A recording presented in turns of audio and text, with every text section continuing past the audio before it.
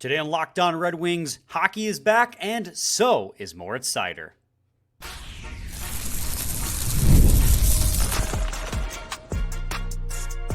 You're Locked On Red Wings, your daily podcast on the Detroit Red Wings. Part of the Locked On Podcast Network, your team every day. Welcome back to the Locked On Red Wings podcast. We are your hosts, Brian Fisher and Scotty Bentley. I am the color commentator for Oakland University Hockey, while Scotty is the host over at Locked On Tigers, as well as a freelance journalist for the Detroit News. Another gritty Tigers W. You like that? 2-1. Man. Scooble. Tarek Scooble's unbelievable, man. He legitimately might get the pitching triple crown. It's something else. He should be unanimous Cy Young. Yeah. I think he will be. I don't know how you can't be. The Cy Young's locked up. It's a lock. He's getting it. Well, yeah, he's going to win it. He should win it unanimously, though. Right. Today's episode is brought to you by FanDuel. Make every moment more.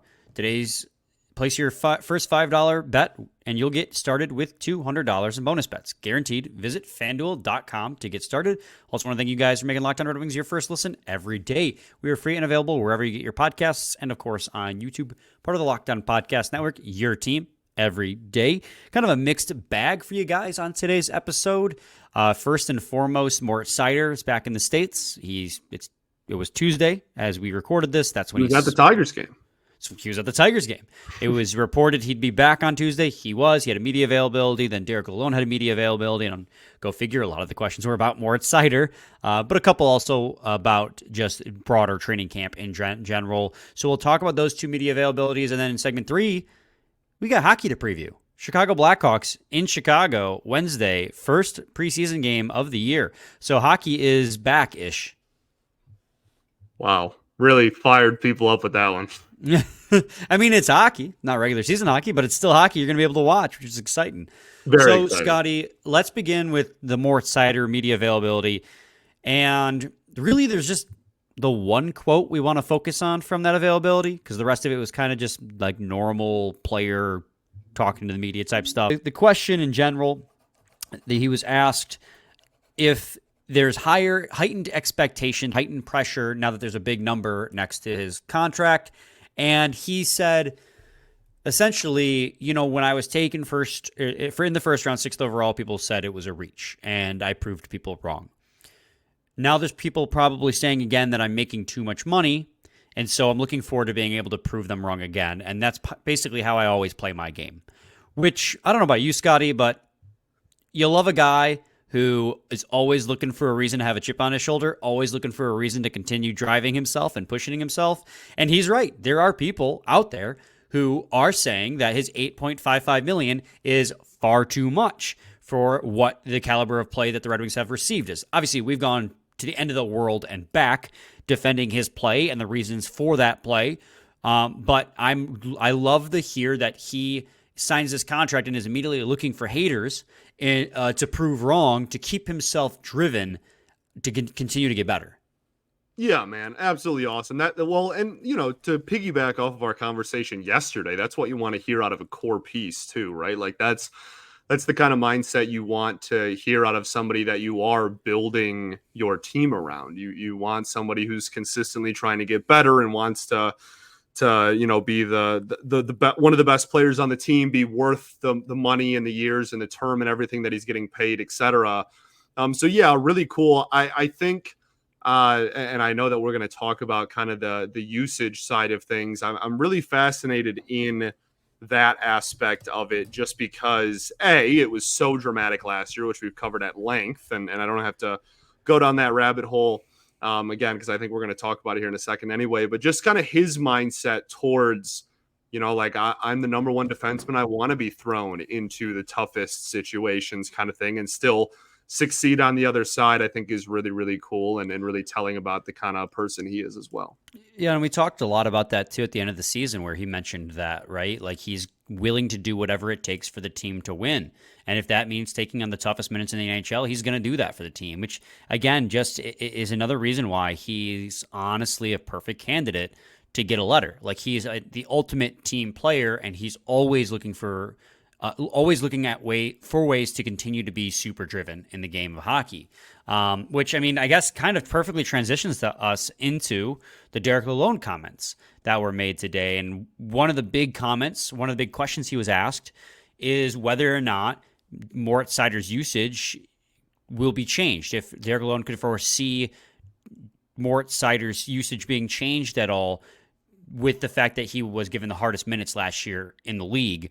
And Lalonde, and there are two moments in this media availability, just for context, where I was like, dang, this is why I really like Derek Lalonde, and dang, this is why I'm not sure he's going to work out long term. Like, it was like the both ends of the spectrum showed their ugly head in this media availability, at least for my own purposes, right? Like, people are allowed to think of what they thought about it. But he said, no, I don't foresee that usage changing, and I wanted to bash my head against the wall because, and we've talked about it so much, like, yes, number one defenseman. He needs to get the toughest usage out of any defenseman on the team. But does he continue to need to be getting the toughest usage in the league so much so that it stifles and suffocates the other aspects of his game? I don't necessarily agree with that. And that's where I was like, Lalonde, please, for the love of God, like, at least give him power play 1 minutes or increase his overall minutes. Because every other number one defenseman in the league, and that's the thing too, like some people will hear what I'm saying and misconstrue it as I want to give Cider soft competition. That's not what I mean. But I want Cider to get more even distribution like other number one defensemen get. Other number one defensemen also play the toughest competition of their team, in theory at least, the ones that are defensive minded. But they also get extra ice time against the softer competition in order to help the team succeed offensively too. And right now he's not getting that. So when I heard that, I was like, please just have that be like a thing he's saying and not actually going to be what happens when they take to the ice during the season, because I don't want to see another season of Moritz Seider only getting deployed in the defensive zone when the best of the best. Like, that's okay to put him in those situations, but just not the only situation you're putting him in.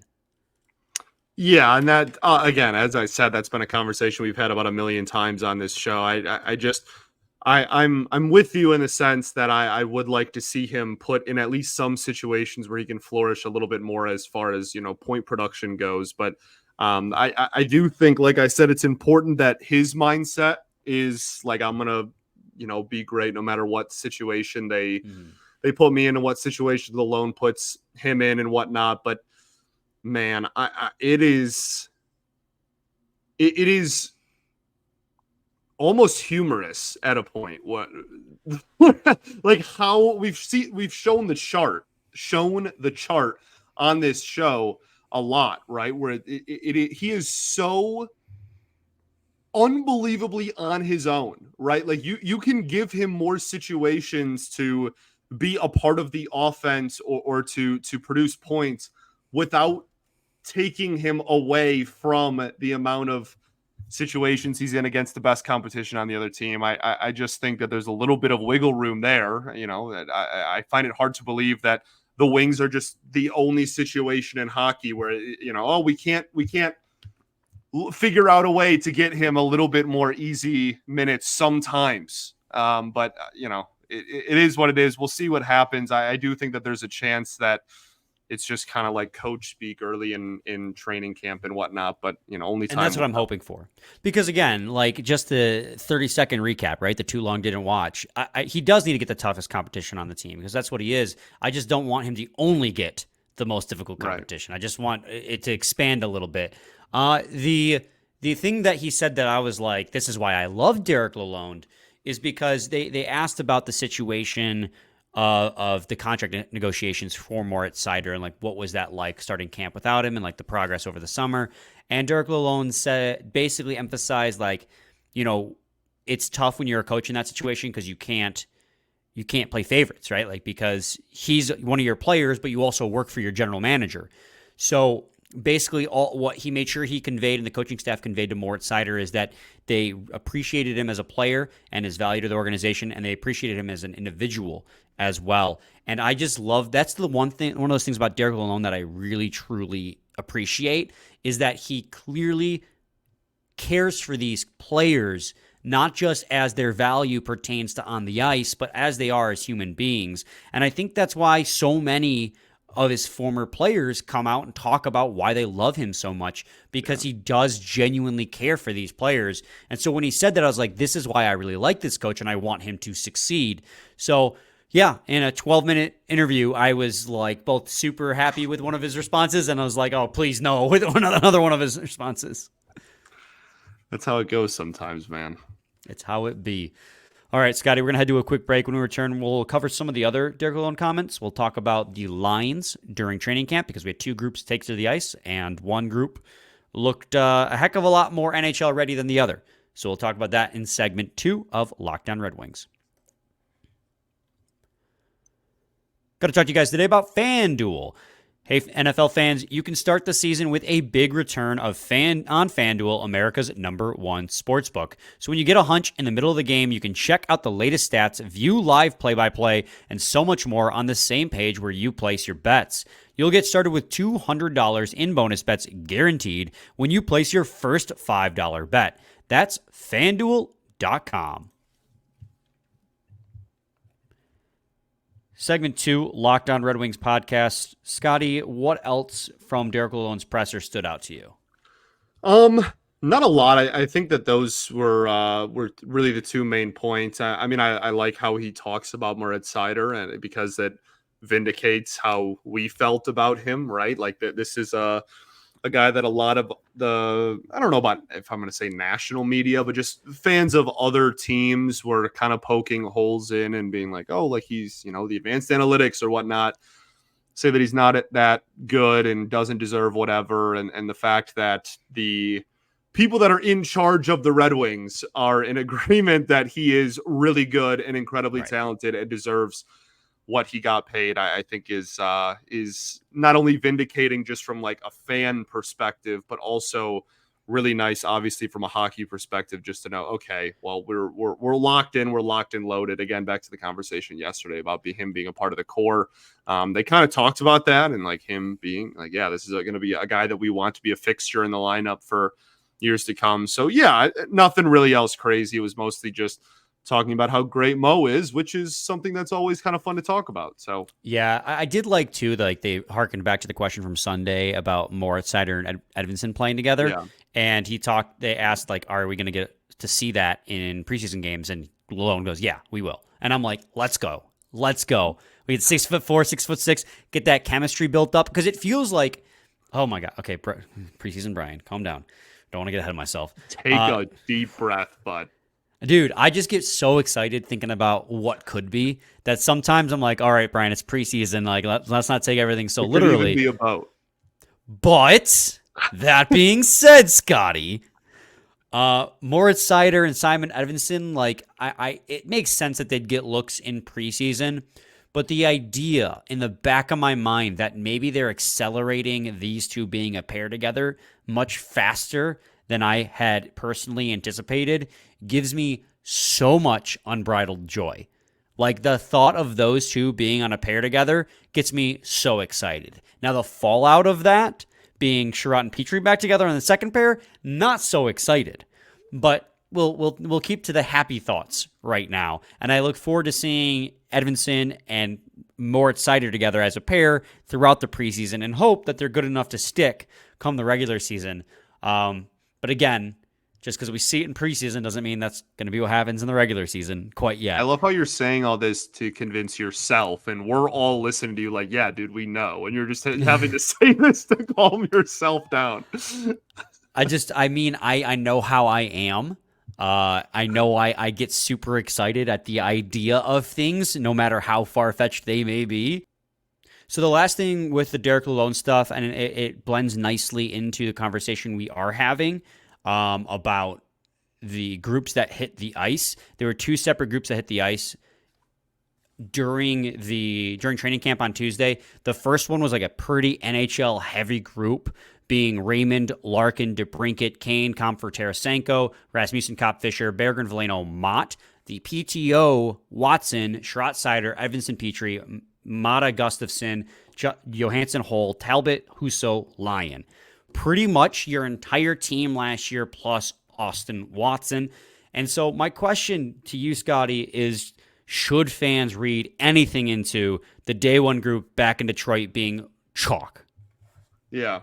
Yeah, I think I don't know. I mean, we had this conversation a little bit in the red and white game and just about how they're splitting and divvying up some of the talent here in camp. I'm far more interested in how the lines look in preseason games than I am how they look before preseason game one in training camp. Like, to be completely honest with you, I know that it's really all we have. So like we have to try to make something out of it, and we have to try to, like talk about how they look and whatnot. But I am far more interested in, even though it's a preseason game, like in a game, who they're going to deploy and who they're going to go to.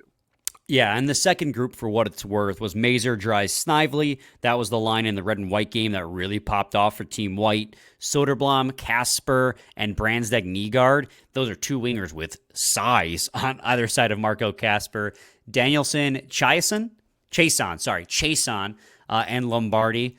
Dude, I don't know that Chason's name's going to continue to trip me up. Ratcliffe, Dominic Shine, Jakub Richlovsky, Johannes and Hannes, Finney. That's tough. Defensive pairs were Wallander, Tuomisto, Rafferty, Lajeson, Boom, Dello, Vero, Didier, Gylander, Kosa, and Campbell for Group 2. And like, there's a lot more fun in Group 2 just because it's stuff we haven't seen before. I think the most fun line of all of this was the Soderblom, Casper, Brandsegg-Nygard line. You got Unicorn, your two-way center, who's a hard forechecker, and you got your scoring winger, who's a hard forechecker. That line could be absolute fire if Soderblom ever figures out how to use his huge frame. Correct. Yeah, well, and that's the thing, too. Like, it was around this time last year that we started seeing, they started putting all the trees on one line then, too. And we were like, oh, that'd be super cool. We just see a bunch of giants on a line together. And we actually did see that a little bit more, so. The Redwood line is what they were calling it, right? Yeah, it was Soderblom. That was even 2 years ago with Sonny and Elmer. Yeah. And Rass. Yeah. Right.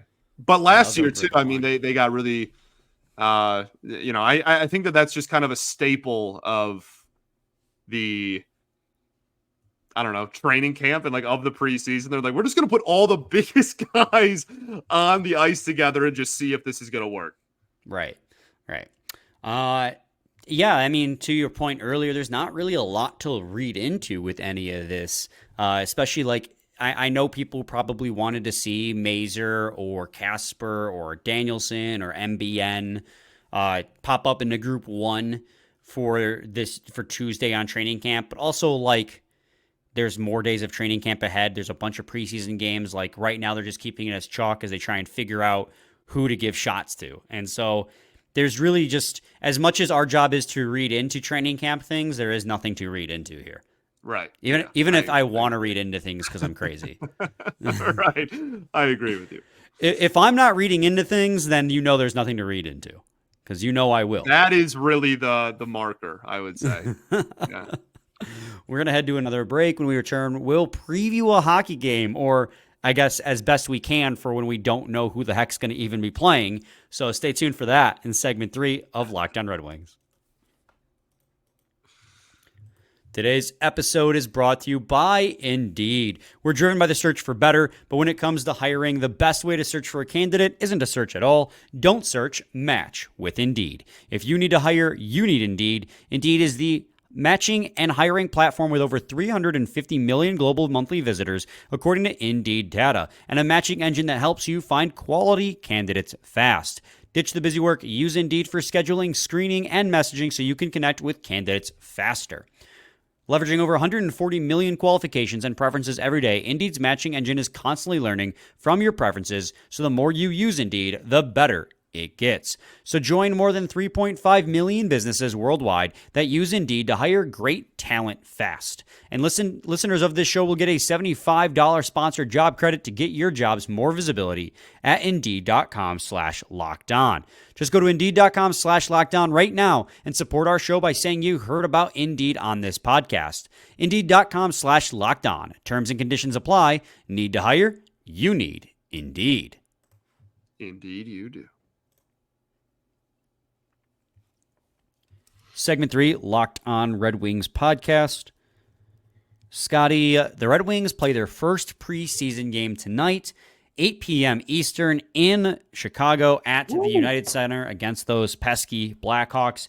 And we don't know who's going to be playing because training camp is over 50 players right now. But I can hearken a guess as to who we're more likely to see. Please, hearken a guess, dude. Please. Yeah, of course. Why don't you take some time here on the show and just hearken a guess for us? Let me take a gander here. Yeah. Take a gander. So one trend I've noticed throughout Red Wings preseasons and most NHL preseasons is typically you play your B squad on the road and your A squad in front of your home fans. So the Red Wings are going to be on the road in this game. So I would expect a lineup mostly made up of prospects. And maybe not even your top prospects, although Derek Lalonde did say that you'll see Danielson and Casper and NBN even quite a bit because they want to see what they have. So you might see a few of your top prospects, but other than that, it might be your second, third, fourth round picks and et cetera, and like guys who are AHL veteran depth like Snively and Dries, along with your PTOs like Chason and Watson. I think those are going to be the core of the squad you're going to see in Chicago. That doesn't mean you can't win, right? Or it can't be an exciting hockey game, because the flip side is usually when you're a team playing your B squad has a heck of a lot more to play for than the other team's guys who are going to be on the NHL roster regardless. We saw it the other day with Ottawa's B squad beating the Toronto's A squad. I mean, it's just how it happens. So I think that it'll be a really good game where you're going to see high effort from the Detroit Red Wings side. It just might not be your Larkins, your Canes. You might get like a Rasmussen or a Fisher or a Mott in there, guys who are expected to make the lineup, but you might not have your big money makers. Yeah, which is okay. Like I'm again, as I said earlier, I'm really interested in some of the line usage and the deployments that we're going to see this preseason. I think that this is a very unique time in a quote unquote rebuild. Like, I don't even like using that word anymore, because like we're not rebuilding, like we're out of that, right? We're contending, we're trying to make the playoffs and whatnot. But as the life cycle of an organization, like they're at a really interesting point this year where they have a really good, farm of prospects, and then they also have a borderline playoff caliber NHL roster. And so how they decide to mix and match though all of the players that, like, this is the most talented training camp the Wings have had in how long? A decade? Like, legitimately, right? Like, if you're talking about prospects and NHL talent, everybody that's there right now, this is the most talented training camp the Wings have had in the better part of like 8 or 10 years. And so right. I think that having that makes for really, really fascinating preseason, where it just comes to, okay, like, who are they going to put some of these young guys with? Like, is Danielson going to get looks with some NHL players? Is Marco Kasper going to get looks with some NHL players? Are they going to play on the wings and they're going to let the NHL guys play up the middle? Like, all of these questions I think is really what I'm looking for. So like it makes it exciting no matter who they, you know what I mean? It's 50 guys. Like you said, they're not even close to everybody's going to play. But I am interested in the deployment and the usage of everybody for especially these first few games. Yeah, I mean, on either night, any night, there's going to be players I'm going to be looking out for sure. Whether it be, your AHL depth players, just to see what we got in them, or those prospects, any of them, really. Like, I'm actually one of the guys I'm really looking forward to seeing in this preseason is Emmett Finney, Jakub Richovsky as well. Yeah. Like, those two guys. Richovsky obviously signed to an ELC out of Europe, a late bloomer. Emmett Finney, 7th round pick, who lit it up last year at the WHL. Like, those are two guys that I'm really excited to see, because I don't know what to expect out of them after they've blossomed these last couple of years as prospects.